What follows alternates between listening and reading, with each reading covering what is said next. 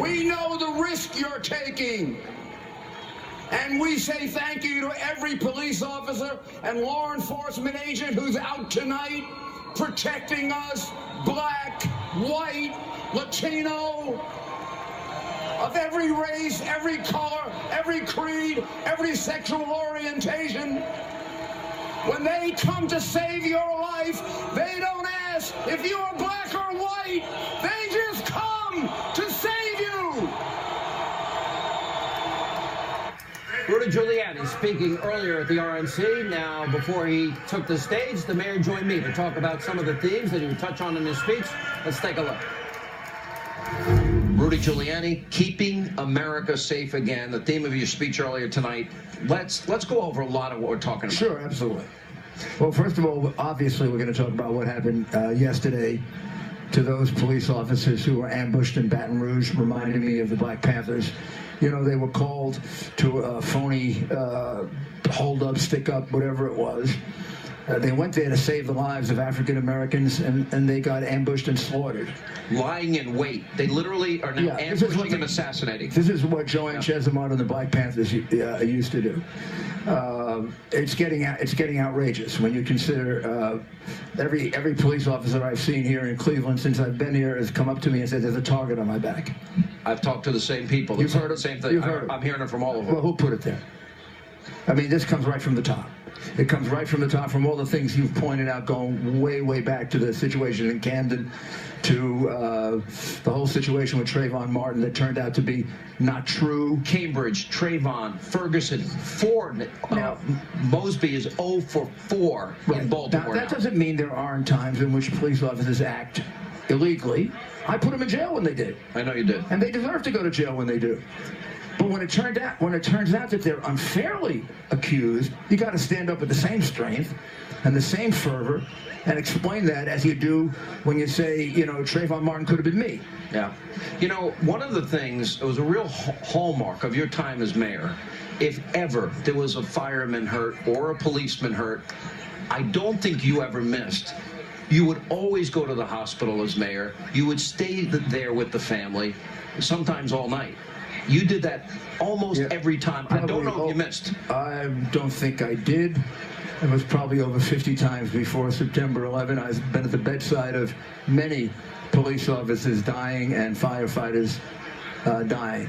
These are men and women who put their lives at risk for us. They put our lives at risk for us, whether we're white or black or Hispanic or gay or whatever. You know, when the police officer runs into the shooting, he doesn't ask, is it black, white, Hispanic? He tries to protect the people. When the firefighter runs into the building, he doesn't say, is the baby white or black, or it isn't white lives matter or black lives matter or yellow lives matter. It's all lives matter. And whatever happened to the Barack Obama of, this is one America. No black America, no white America, one America. Whatever happened to that Barack Obama? Well, that was the same guy that also said, if they bring a knife, we bring a gun. But I want to stay focused on this. He's an attorney. For whatever reason, you have these high-profile cases. He looks at it through a racial prism. Ferguson, Cambridge, Trayvon Martin, Baltimore, Freddie Gray. He speaks out.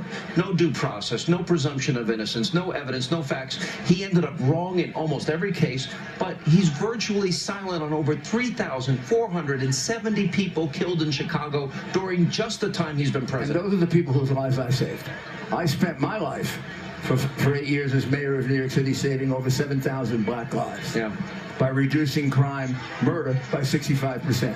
And they were 70 to 75% of the murders.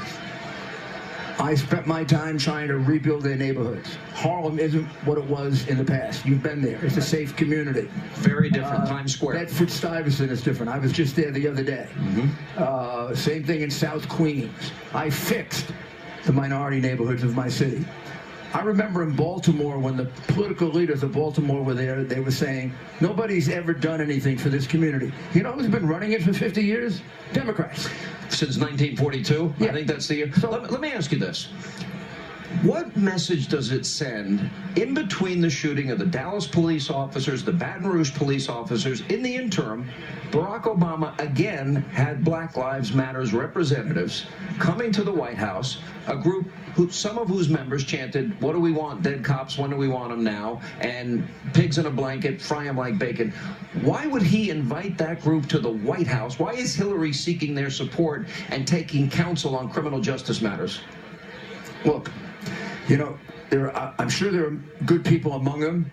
I'm sure there are ones that are worried about racial injustice, and they have a right to be. But when you start yelling out, "Kill police, do this, do that," that's a group that's gone in the wrong direction. If I set up a White Lives Matter group, I'd be accused of being a racist. I'd be accused of creating racial division. This is one country. All lives matter. All lives matter. By the way, white lives matter to black lives. I'm going to tell you why. Those police officers who went there to try to save that woman from the attack were trying to save black lives. Yeah. You know, it seems every other day, and this is keep America safe again, every other day it's either a shooting of a police officer, now it's an open assassination attempt, or a terrorist attack. It's like it never seems to stop. I am more than willing to get onto the conversation about better education, more jobs, better jobs, work rather than welfare, energy. I think we can do that for them. I think we can do that. I think we can. We did it in New York. Let's take education. We, the Republican Party, are for choice. They are dominated by the school teachers union. Yeah. That stops them from being able to be for choice. We're the ones who can lift them out of poverty and help them get better jobs. You know, we learned today that the secret deal that Obama made with the Iranians, now they can build a bomb in half the time that we were told. $150 billion on top of it. Then you add to that Iraq, Syria, an opening for ISIS, and the financial benefit of oil that they now use to fund their terror and finance their terror. Add to that helping Mohammed Morsi. Add to that not acknowledging radical Islamic terrorism.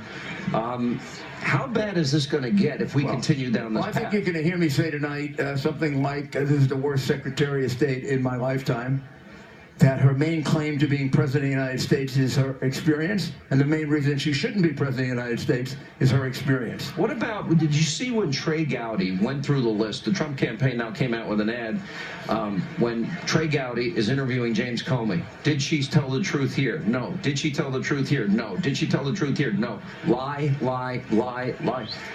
You know, at some point, this has got to resonate with the American people. That what about lying to the victims of Benghazi and to their families? What about going before Congress and saying, what does it matter? What difference does it make if American lives were lost? Yeah.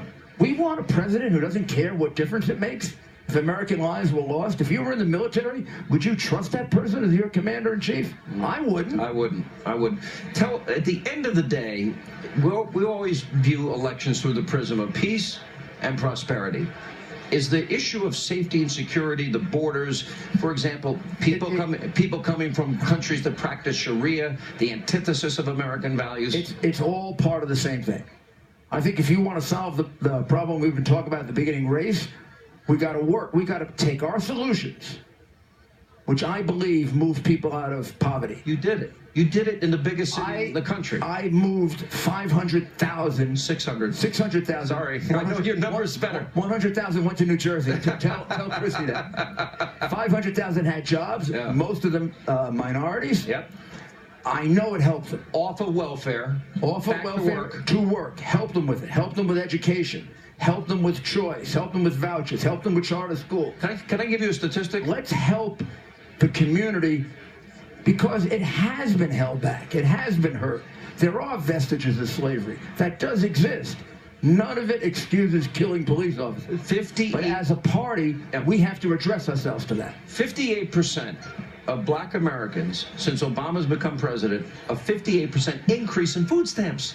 The opposite of what you did. So instead, there should be a 58% increase in those who now have jobs. I turned my welfare workers into employment agents. When you came in for welfare, they'd look for a job for you. I'll give you one more statistic. African-American, black community, 20% fewer black Americans in the labor force today since Obama's been president. I want to reach out to them and get them back in the labor force. Yeah. I think that's the answer to this. We have to deal with these problems, and the Republican Party has to be the agent of change. Look, the African-American community has been behind the Democratic Party 95% for 40 years, and look what it's gotten them. Mr. Mayor. How about giving us Republicans a chance? I think our answers are better. We love them. We care about them. They're our brothers. And we can do a lot more for them than the Democratic Party has done. Mr. Mayor, always good to see you. By the way, which job are you going to take with Mr. Trump? Secretary of Love.